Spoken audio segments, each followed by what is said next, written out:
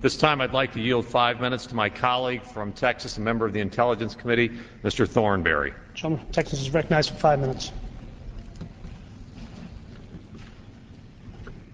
Mr. Speaker, I have listened to much of the debate yesterday and today, and I appreciate the efforts of my colleague from Michigan to remind and educate us all about what's at stake for our security and how Iraq fits into the larger war against radical Islamic terrorists.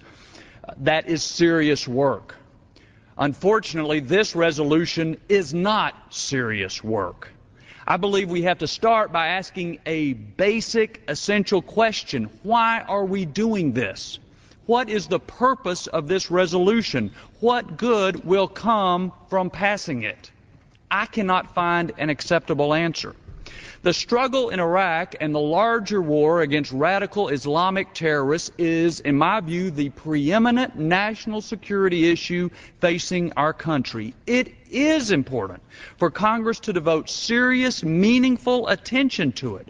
But whatever we do should have a purpose that makes the United States stronger, a purpose that will help us be successful, a purpose we can explain and be proud of in years to come. Here we have a non-binding resolution, which means it does not have the force of law. It conveys an opinion.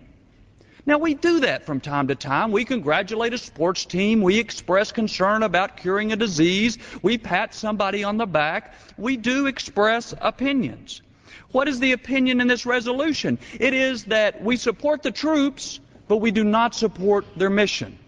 We support the troops, but we do not support their new commander, who is this nation's preeminent strategist and expert on counterinsurgency, who just wrote the manual for counterinsurgency, who was just approved by the Senate unanimously. We support the troops, but we don't support him or what he's trying to do. Now, what's the purpose of expressing that kind of self-contradictory opinion? And I continue to be troubled when I think, when in the history of the United States has Congress passed a resolution expressing an opinion on a battlefield strategy for an ongoing operation that Congress has approved? It's like June 13th, 1944, D-Day +7, Congress passes a resolution that says we support the troops, but Eisenhower should never have landed at Normandy, and besides, he doesn't have the right number of people to hit those beaches anyway. Mr. Speaker, I can only conclude that this resolution is more about political posturing than it is anything else.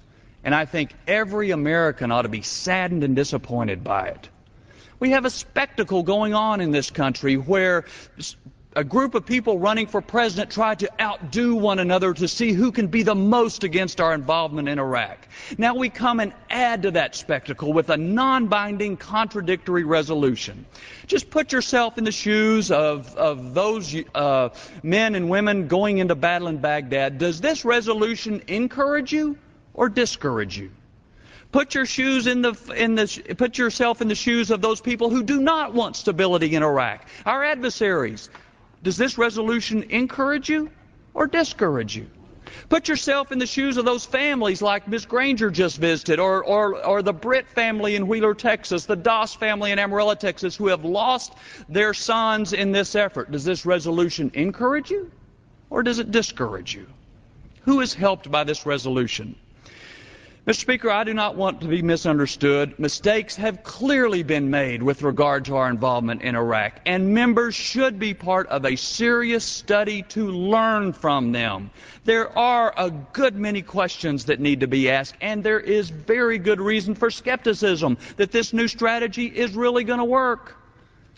We should ask those questions. We should hold Iraqis accountable for doing what they say they're going to do.